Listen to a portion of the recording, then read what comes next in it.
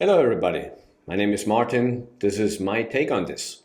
So today we're actually talking about a video from Homestead Journey, and it's about the collapse of everything in America.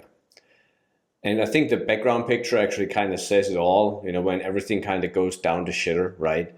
And the problem is that people just don't know anymore on how they can survive, how they can pay their bills. Everything has become so expensive. It's just, absolutely ludicrous, especially lately the electric bills. The funny thing about that is, and I say that up front, so electric bills go up recently mainly because of two things. One is we're no longer investing and using renewable energies. We're going back old school and get, oil and coal and all these type of things, which take a lot amount of money to actually source. And these factories and so on, they're kind of very, very old. They're not economical, but that's what we want apparently. And the other thing is artificial intelligence. So these power companies, they need to build more power stations. They need to build more power generators. So with that, we actually, the average American, is paying the electric companies to build all these power generators. They might be coal burning, might be oil burning, even if it's renewable, it doesn't really matter. It costs a lot of money to build these things, just so they can power all the AI data centers. So what this actually means, and I think that's quite interesting when you think of it in the bigger picture. So we pay that we at some point get extinct.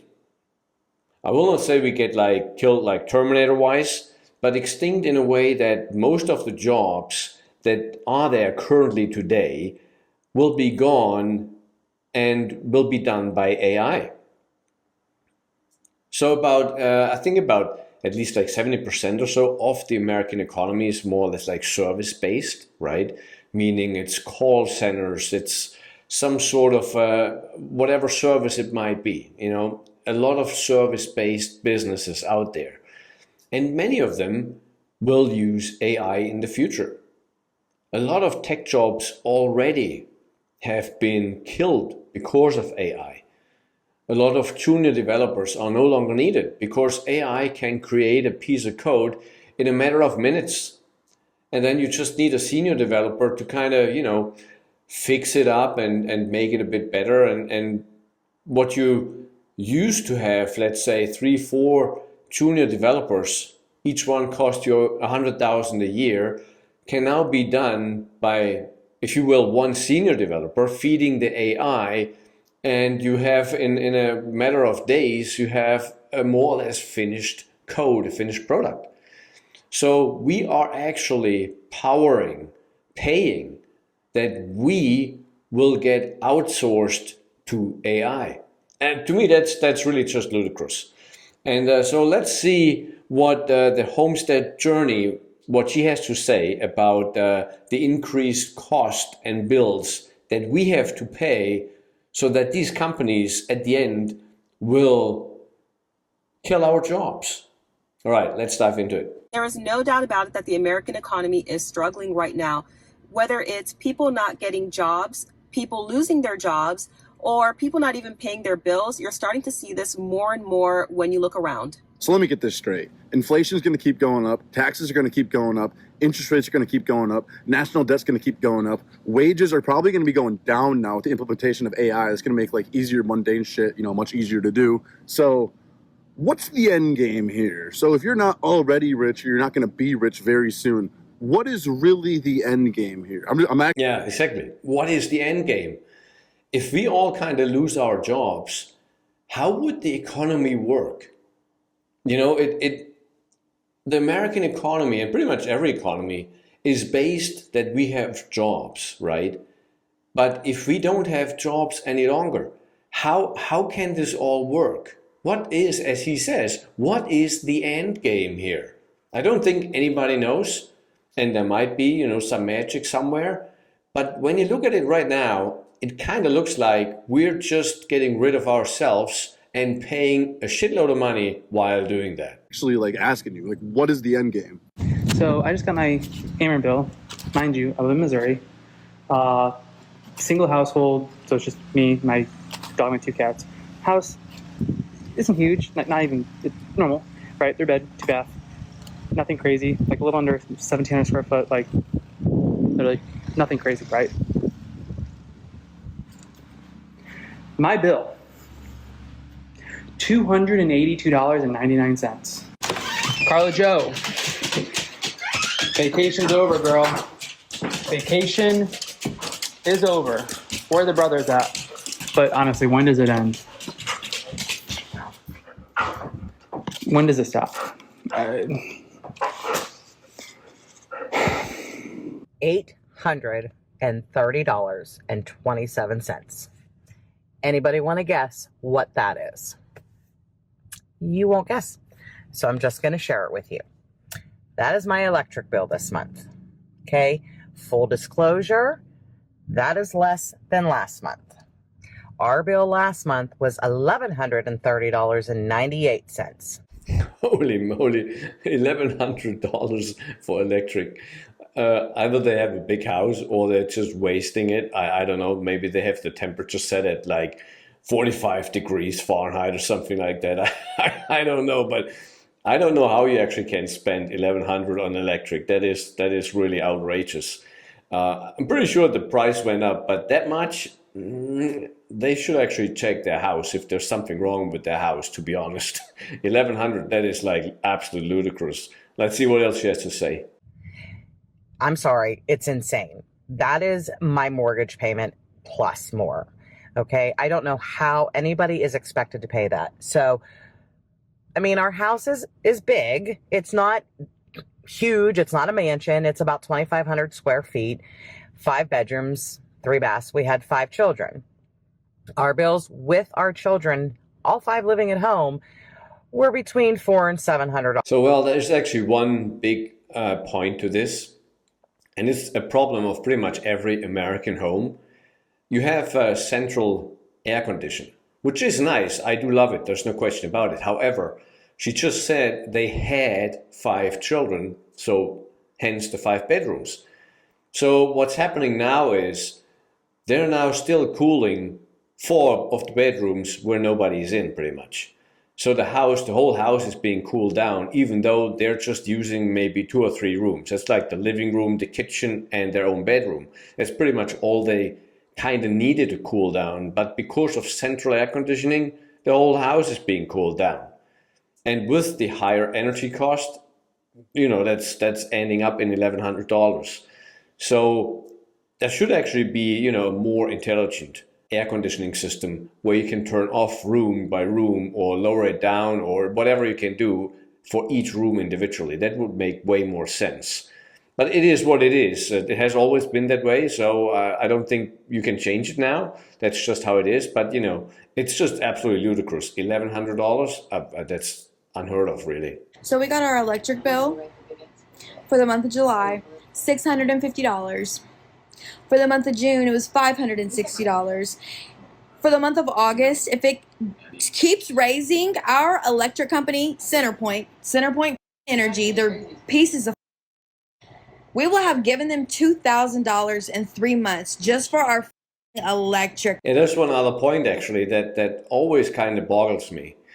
America being the most capitalist country in the world, it's kind of unbelievable that you cannot switch electric companies. So if you live in Florida, there's Florida Power and Light. If you live in Nevada, there's Nevada Energy. If you live in California, at least in Southern California, I think it is, there is PG&E. So that's the main providers, right, for these areas, millions of people. And you cannot switch it. Whereas in a lot of European countries, you can actually just use your phone, an app, and just switch your provider and say, well, this provider is better if I use a lot of energy, let's say at night, because I'm a night owl or something like that. And that provider is better for charging my car or something like that. So you can switch that around, but not in America. So you have no other choice. There's nothing else you can do. You pretty much have to pay. And if she says like $500-600, I remember maybe 10 years ago, I paid like $800 rent for a 2-bedroom apartment in Las Vegas. And now pretty much the electric bill is close to just what that rent was. I'm pretty sure that rent is now, $1,800 or something like that for the same place. But nevertheless, when you think of it, it's just absolute ludicrous how prices went up. It's not right. Bill. I can't afford that. And if I can't afford that, I can't imagine other people and what they're paying. This is bull. Like they're forcing us to not pay our bills so that they can force us out of our houses or something. This is absolutely bull. Promise, I am about 2 seconds away from not paying my credit cards. Literally, just the thought of going grocery shopping makes me sick.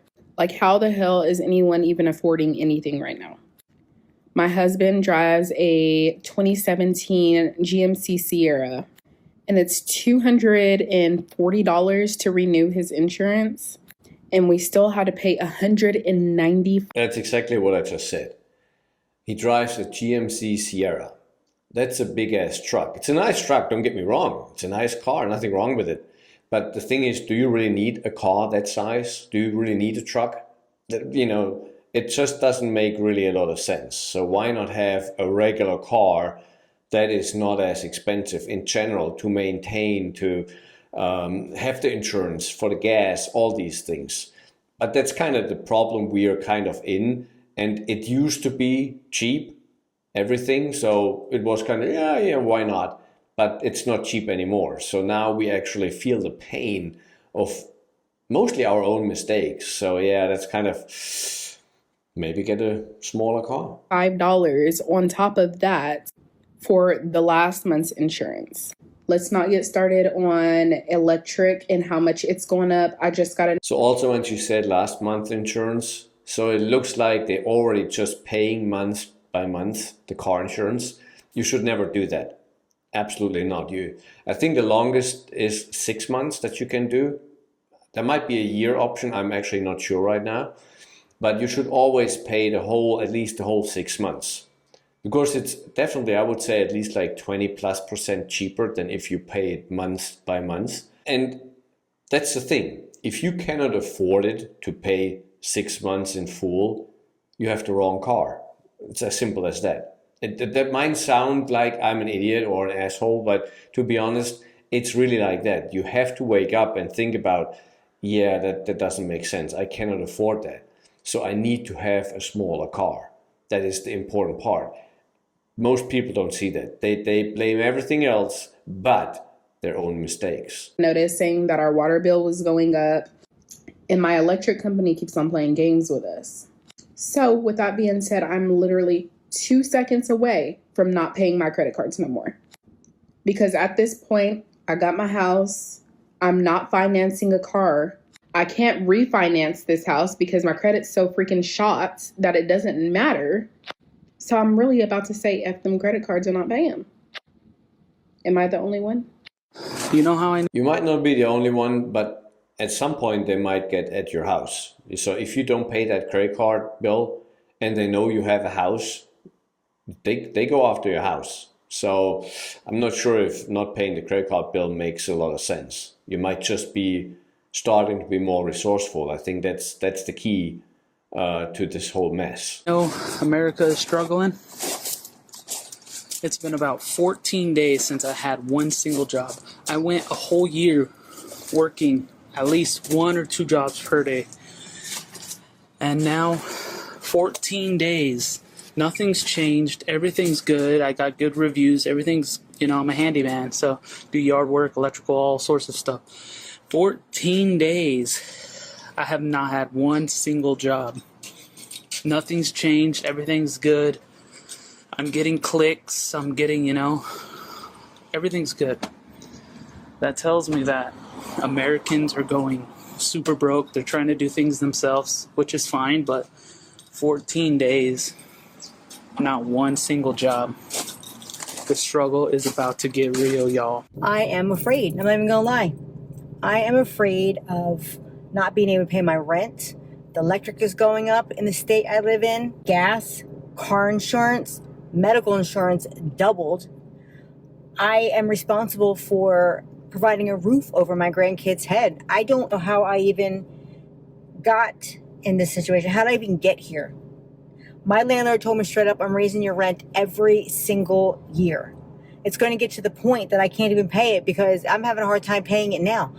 I cannot believe I'm even 53 years old saying this. Like, I was never afraid when I was younger at all, raising 2 kids all by myself financially, ever. I'm a grown-ass woman, and I am so afraid. It keeps me up at night sometimes. If I didn't have other people depending on me, I would not be afraid. I could just go anywhere. How are y'all saving money? Like, can someone please let me in on your secret? Because I cannot save money for the life of me. I cannot do it. I try so hard to save money. This is what happens. I get paid every 2 weeks. So when I get paid, I'll pay bills and I put money into my savings account, okay? I put it in there and I tell myself, okay, I'm not going to touch it. I got to save this money, whatever. Well, I have 2 weeks till I get paid again. So it is always something. So one thing is Americans actually have to understand, that's unusual that you get paid usually 2 weeks in other countries. Usually it's once a month. So they would be struggling way more if they would live in another country where you get paid once a month, because you really have to learn on how to manage your money. And in her case, you know, I understand you put it away and then you kind of hope that you don't need to touch it. But what you actually would need to do is put it and invest it, because then it's actually out of your account. You cannot really touch it anymore at that moment. So every 2 weeks, just say, okay, $200 of my paycheck goes automatically into an investment account and I cannot touch it, period. So then you have to see, okay, the issues that come up, how to get around those issues and how to save more money, how to be a bit more frugal. And that's kind of the main key that I'm saying throughout this video. We have been trained to really just spend and spend without thinking about it. But at the end, it actually boils down that we have to take care of ourselves. That is kind of like the American mentality anyways. We don't want like social services and things like that taking care of us, right? But we also have to make sure, okay, we have to save money, we have to be more frugal. We cannot just spend it on everyday Starbucks, everyday eating out, everyday having Uber deliveries or driving around in Ubers or whatnot, you know, all these things. We have to make sure we're not doing that. If you have a lot of money, that's fine. If you don't have it, you cannot do it. People have to really realize that. And that is the hardest part. Every time I put money in my savings account, I have to get it out for something. But my family can't go without food. I can't go without gas. Like, I'm not spending the savings account money like on anything that's not a need. So what the how are you guys saving money? I just do not get it. Am I the only one that feels like there's going to be like a big economic crash that happens in, I don't know, the next 6 months? Like, the jobs numbers don't make a whole lot of sense for like a really healthy economy. I know a lot of people are feeling the effects of inflation, what's going on at the grocery store. I know the stock market is really inflated, but it seems like it's very speculative, very AI driven, which I feel like there's probably some form of an AI bubble. Not saying AI is not important. I just don't understand some of the valuations that are put out there. It seems like it's actually a pretty good point that he makes there with the valuation of the stock market. I personally, to be honest, I think for years it has been way overvalued. If you take a Tesla stock, it's like absolute ludicrous. There's no way this makes any sense whatsoever. Even an Apple or so, it doesn't make any sense. They would need to sell an iPhone to every person on the planet that stock makes sense. And the same with Tesla. They would kind of need to sell a Tesla to pretty much, 40% of all the people on the planet that stock evaluation makes any sense, right? So yeah, he's somewhat right. I'm sure it's overvalued. But the problem, what I'm thinking is, there's so much money in there from the 1% people, meaning the people in this world that kind of have the most money on the planet. They have all that invested in there.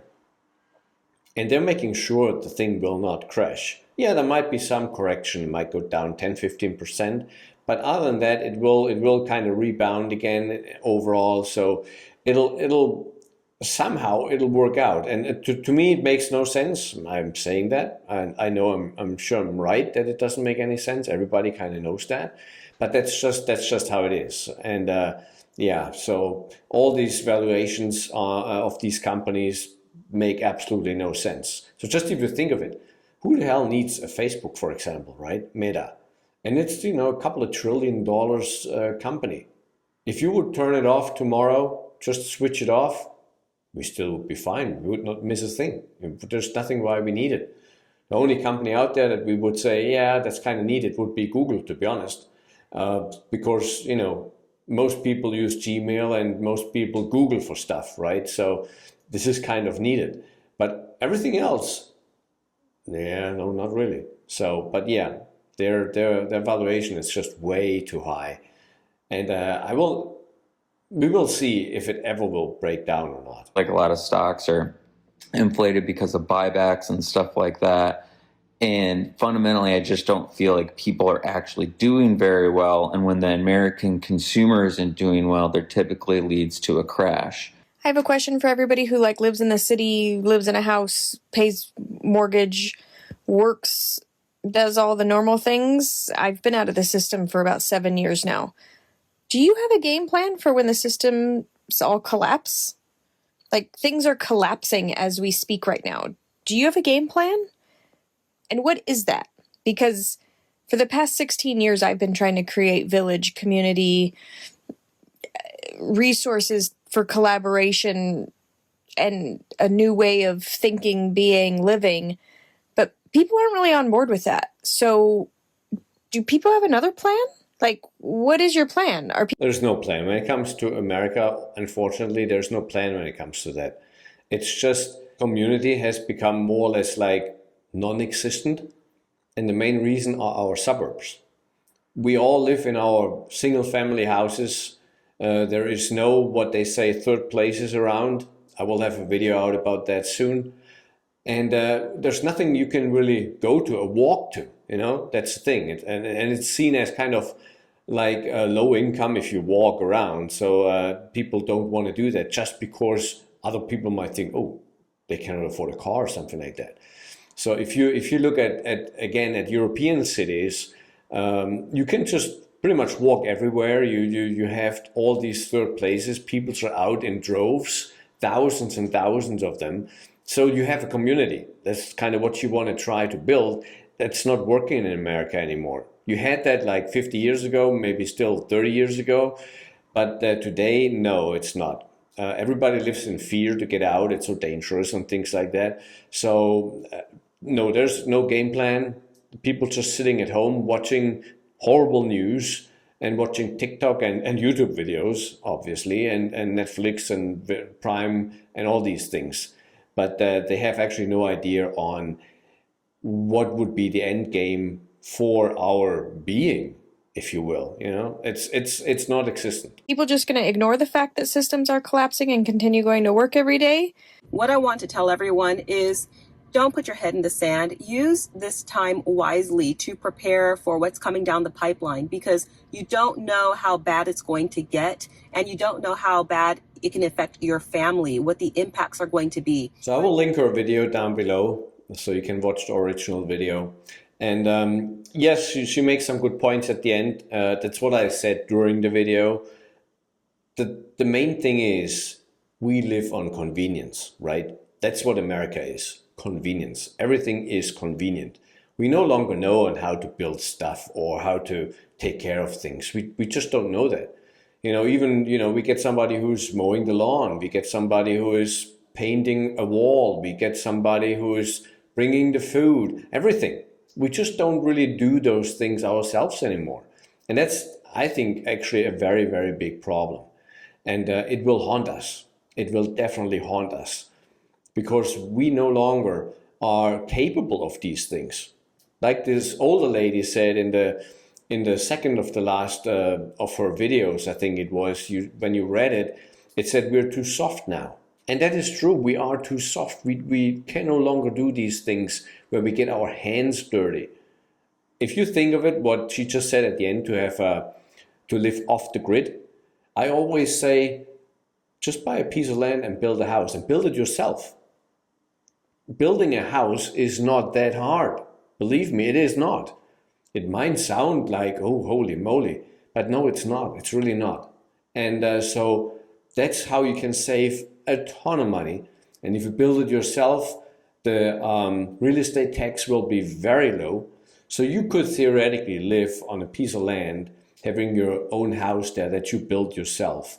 You could build the whole thing, including the land.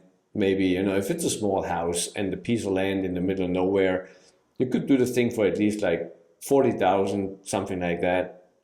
And then you have like, get solar panels to get your electricity. You use like either 5G internet, or you use like Starlink or something like that to have internet. And, you know, water, maybe you need a water tank or something like that if there is no water around. But there are possibilities that you can, as she said, kind of live off grid. And if you live like that, then you might pay maybe $100 and $200 a month max for your property taxes and everything else. So overall, you can live pretty cheap in America still to this day when you don't use the convenience. That's the thing. That's what we're used to. But that's actually what made us, and I always kind of say like that, it made us like pussies, right?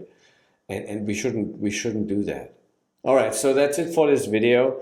Thank you so much for watching. Please like and subscribe, and there will be another video coming out soon. All right, thank you. Bye.